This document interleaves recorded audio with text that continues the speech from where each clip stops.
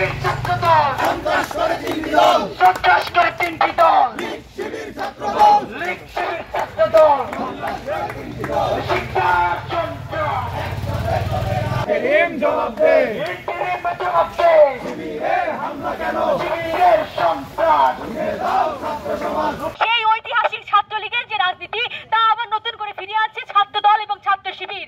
আমার বলতে লজ্জা হয় যে 5 আগস্টের পরে সেই একই রাজনীতি একই উপায়ে বারবার আমার এই দেশে দেখতে হচ্ছে মাত্র কয়েক মাসের ব্যবধানে। আমি ইন্টারিম সরকারকে বলতে চাই, আপনারা দেখুন, আপনারা শিক্ষা নিন যে এক সরকার এরকম হামলাকে মদদ দিয়েছিল এবং কোন স্টেপ নেয়নি দিনের পর দিন, তাদের ফল কি হয়েছিল, এবং আপনারা অবশ্যই এটার বিরুদ্ধে একটা শক্ত অবস্থান নেন। ডেভিল হান্টের নামে আপনারা যে কাজগুলো চালাচ্ছেন, যে এক্সট্রাজুডিশিয়াল কিলিং চালাচ্ছেন, সেটা যদি এই সন্ত্রাসীদের বিপক্ষে চালান তবে আমাদের ক্ষতি হবে না, আমাদের লাভ হবে। আমরা এই 24-এর ছাত্র সমাজ এই দখলদারিত্বের রাজনীতি অবস্থা প্রতিহত করতে আমরা প্রস্তুত।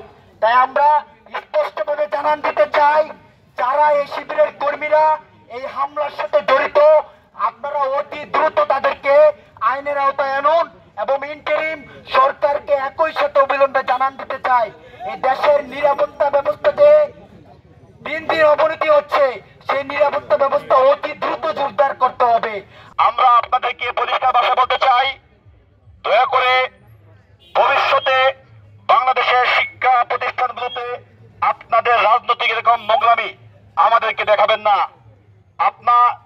আপনাদেরকে সুযোগ দিচ্ছি, আপনাদেরকে সহযোগিতা করছি, এই নয় যে আপনাদের সকল ঘৃণিত রাজনৈতিক কর্মকাণ্ড আমরা সহ্য করে যাব।